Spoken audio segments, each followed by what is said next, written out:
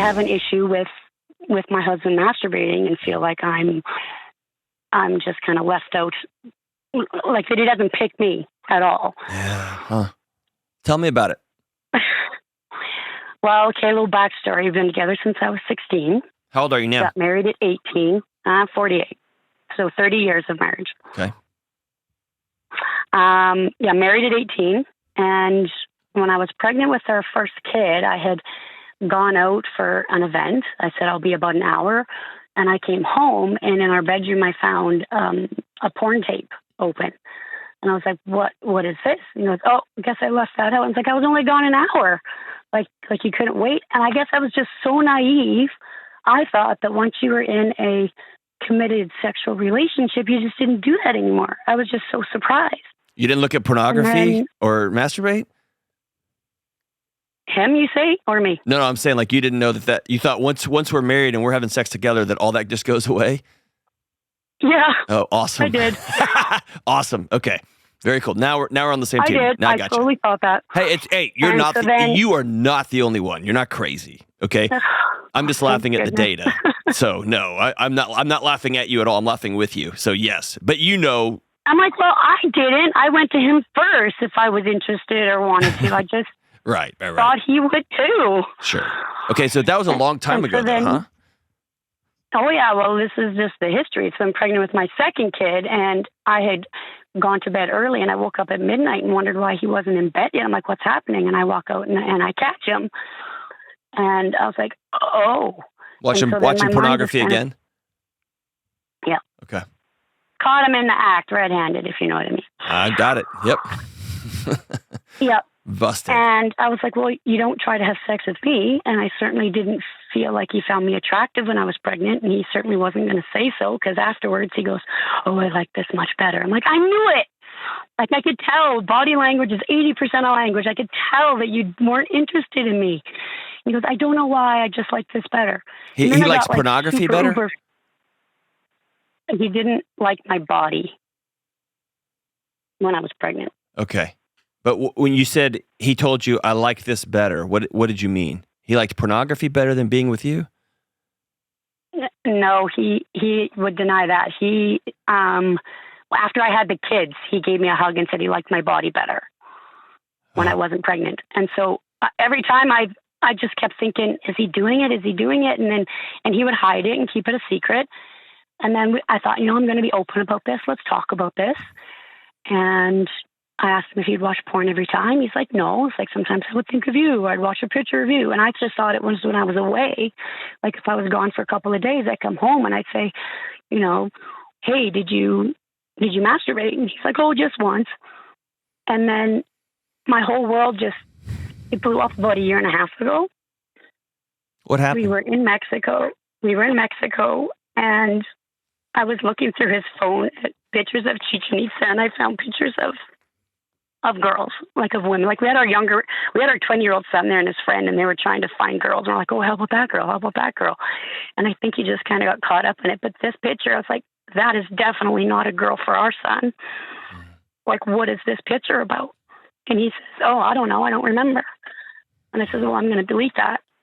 And then I said, give me your phone back. I want to look at that picture again. And he goes, I thought you deleted it. I said, I did. I'm in your trash.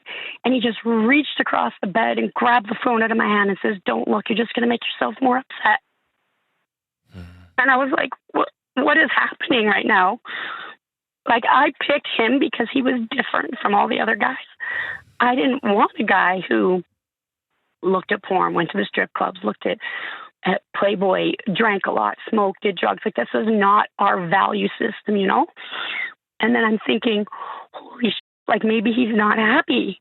Maybe I'm not good enough. Everything would turn to a 180. I'm like, I'm the one who's been unbelievably unhappy multiple times in this marriage, not you. You've been solid and steady, and I've always done the work to fix it. Like what? How am I going to make this better? And then to think that maybe he wasn't happy. And then after we got home, he says to me, I'm not unhappy. I'm not looking for somebody else. It's not in me to cheat. I don't know why I did it. I just got caught up. And it just felt like he he was somebody I didn't know. And so we've been working hard over this last year and a half with counseling and stuff. And I'm just learning more and more that I could be at home. I could be at home sleeping, and he would still go and masturbate. And I'd say, well, he admitted to me he would use porn 99% of the time.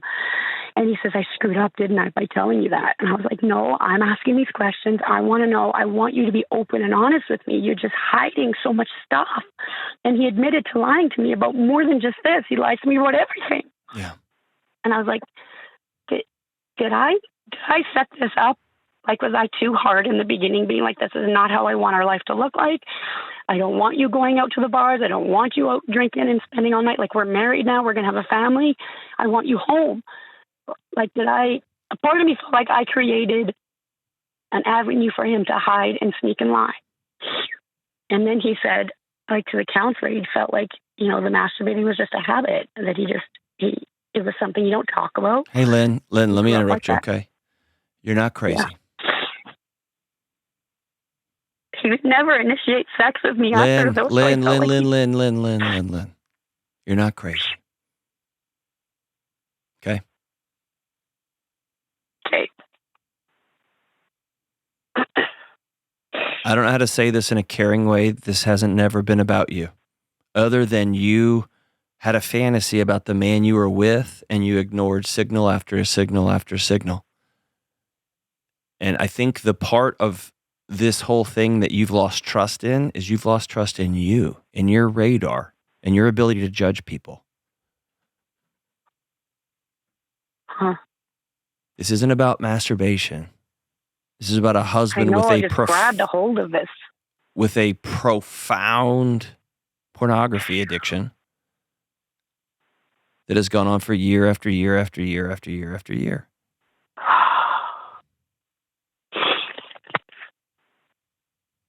It's not about you being pretty enough. It's not about you being desirable enough.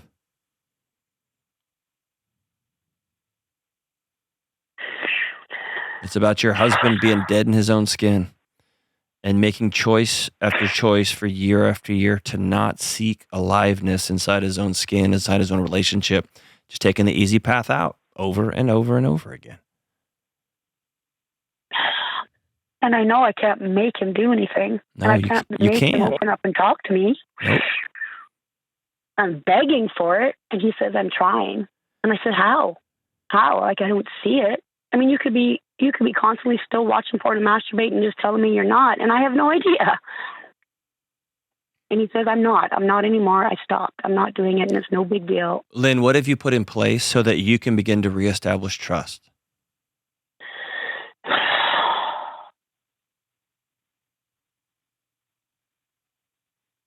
This looking at his phone and this is going to sound harsh, but you're choosing misery right now. You've exposed. I'm trying to figure out how to get out of it. You've exposed a behavior. You've exposed the character of a person that you built a life with. You've also exposed that you repeatedly over the years ignored the fact that this guy was stepping out on you emotionally. Yeah. Over and over and over and over and over again. And you ignored it. And so you've also exposed that you've lost trust in yourself. Okay? All of this is true.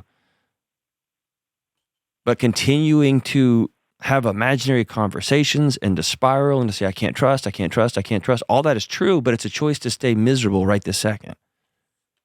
Here's what healing looks like, and I'm pissed off at your therapist for not giving this to you. He has to have a map, a roadmap that will reestablish trust for you. What does that look like? What does that look like? That means no internet for 6 months in this house, period. That means a flip phone. Mm-hmm. That means no social media accounts, or I'm linked to every one of them and I have the passcodes to all of them. I don't know. You get to make it up. Mm-hmm. But whatever will allow you to reestablish trust. And then he has to say out loud, here's what would reestablish life and joy and pleasure and play and a life worth living inside his own house. Mm-hmm. And if he's not willing to do that, or he's willing to take you and your kids on y'all's vacation while he sits over here with pictures of 24-year-olds on his phone, jerking off in the shower while y'all are out at the beach, that's his choice, but you get to decide whether I want to be a part of that or not. And that's a guy cashing out on the one precious life he has. And that's you choosing to spin and spin and spin. By just your truck is stuck in the mud and you just got your foot on the gas. At some point, you got to get on and just walk. I'm not going to sit here and keep doing this. I'm just digging a deeper hole. Yeah. And nobody wants to be their husband's mother. Nobody wants to look at somebody's phone, but this is where we are. Because what else is the opportunity? I mean, you're just going to say, I think you're doing this. He's going to go, no, I'm not. And you're going to go, okay. And then you're going to find out he is again. I'm like, what else am I going to find out? You know what you're going to find out? You know what you're going to find out. Don't you? No, I don't know. I says, what else are you lying to me about? He says, I can't think of anything right now. Like, he'll just lie about stupid things. And he lies to other people. I'm like, just because he doesn't want confrontation.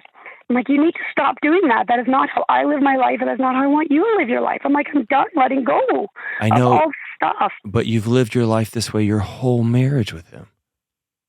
Yeah, and so I do everything. I know, but when you say, I don't live like this, you do.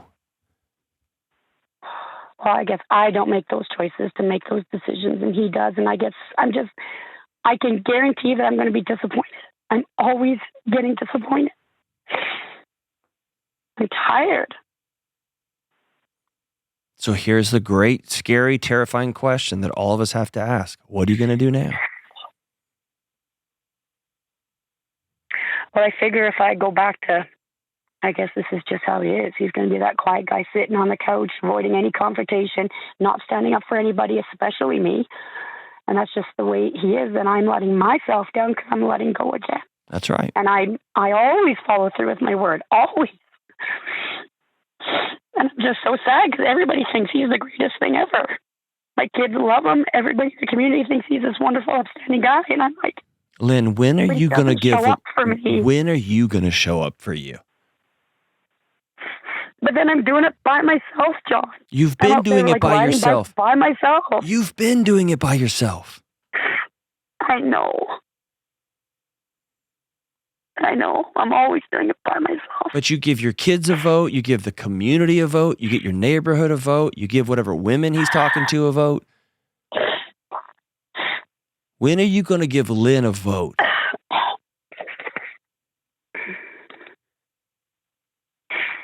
Now.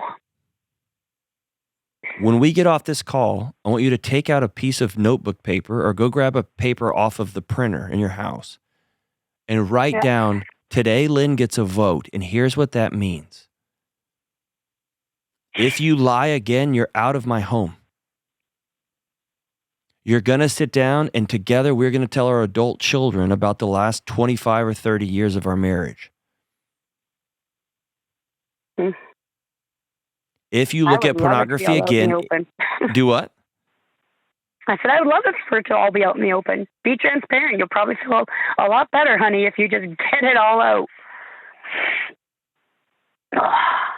Listen, you have to decide, Lynn. You have to decide, I'm worth more than this. And this is not about masturbating.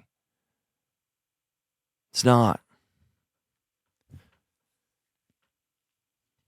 It's about you living in a ecosystem where you have continued to have blinders on, and these blinders have kept you sort of ish safe, but the whole time you've known they're not safe. And year after year, and catching him and catching him and catching him. And when he lies out in public, you just brush it off. You ignore it. You don't call it out. When he lies at home and you know he's lying, when he lies to the kids, you just kind of move on. And every time you do this, you bury a part of yourself a little bit deeper and a little bit deeper and a little bit deeper. You are right. You can't control him. You are right. You can't ever know for sure if he's cheating on you or whatever. You can't. The only thing you can decide is, I, Lynn, am worth more than this. And here is what that means. If he wants to remain married to me, here's what reestablishing trust will look like. Because I'm not going to walk around every second of every day wondering if he's cheating on me, wondering if he's spending our money somewhere. And by the way, this doesn't happen in a vacuum. I guarantee there's secret accounts somewhere, or there's financial infidelity somewhere. I guarantee it. I guarantee you he's messaged people on social media, and when you caught him, he probably went and deleted everything, but I guarantee that stuff is there. Guaranteed it. I guarantee that this pornography problem, nothing I could think of right now. Right, sure.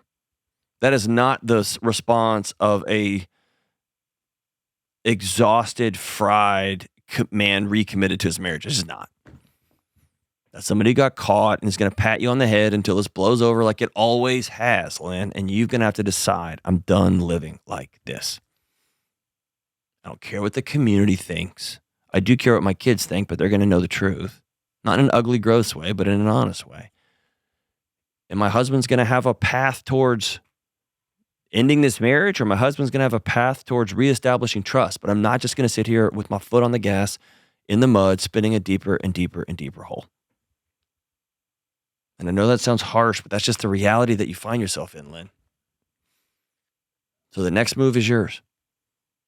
And my hope is, for the first time in your adult life, you will choose Lynn. So that maybe you can choose your marriage. It's your move.